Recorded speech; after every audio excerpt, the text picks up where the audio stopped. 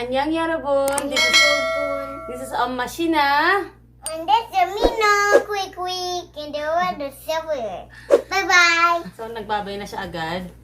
So, for today's vlog, ang gagawin natin ngayon ay mag-haul tayo ng mga pinamili namin or inuwi namin from Philippines to Korea.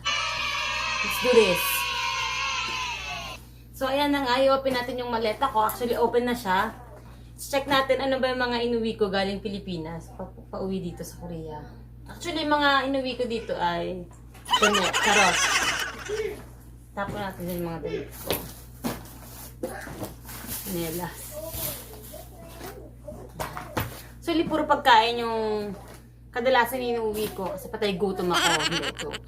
Kasi bukod ng mahal yung bilihin dito ng Philippine food, yung iba wala talaga. Hindi mo sila mabibili dito.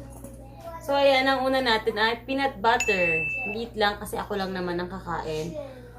Mas gusto ko kasi yung homemade peanut butter kasi may mga brand siya. Cheap lang kasi yung Tapos, nagbibili ako ng crispy fry. Kasi, walang gravy dito sa Korea. So, ito, mag-fried chicken ka na. Crispy fry ka pa. Sorry.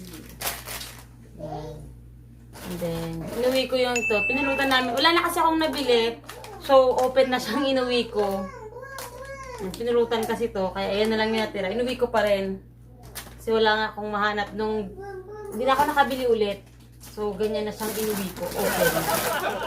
And then, chiria, crackers. Kasi, sa lahat ng chiria, ito lang ang favorite ko talaga. Ito talaga. Dito, mawawala sa listahan. And then, Skyflakes. And then, this one is the mga dried fish. Isang kabalo siyang ganito kasi medyo may kabang naman siya. So, binalat natin siya ito para hindi malingasaw.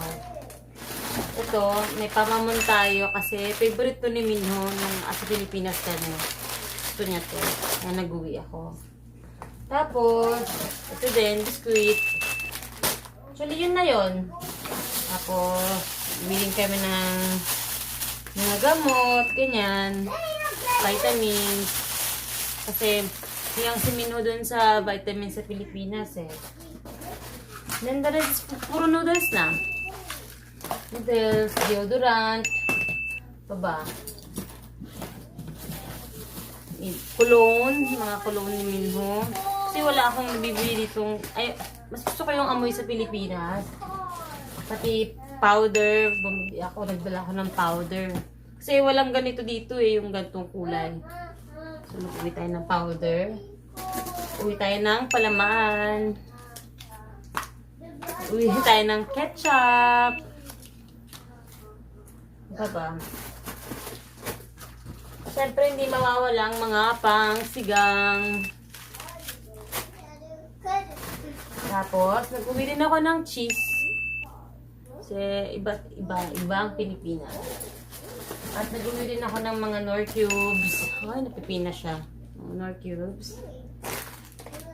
And, yung mga nandito na lang is, kung makikita nyo, is puro noodles na lang siya. Ayan, noodles. Kasi ito, mahaba naman yung mga expiration niya. Tapos, pansit canton. Puro pansit canton at saka mga noodles lang tong natira sa buong. Dami actually. Tindahan. Kaya tindahan eh.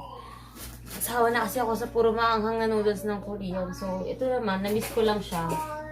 Yan, puro noodles na pansit canton. And then, the rest is mga pang studies na ni Minho yung inuwi ko. Mga libro, ganyan. Kung ano yung mga... Ito pa pala, may anato powder pa ako. Yun lang. Actually, yun lang yung dala namin. Kasi hindi naman ako makapagdala ng marami kasi mahirap. Bigat.